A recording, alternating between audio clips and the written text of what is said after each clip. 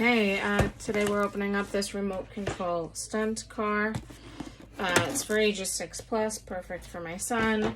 2.4 gigahertz, 8-wheel remote control car. As you know, most cars are 4 wheels. This one happens to be 8, so, you know, twice the fun. See, it comes in a cool carry bag. I love it. Keep everything in one spot in my messy, messy toy room.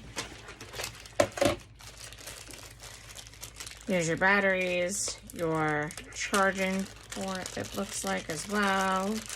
A small screwdriver and a little water filler. Let's see. Driving tips for beginning. Read the label before playing. I love that. Remove the label after reading so that you could actually get to your lovely controller. Looks great. This will come off with just a little bit of elbow grease or Goo Gone, but nice functionality right here. Left, right here, up, down here. Very cool.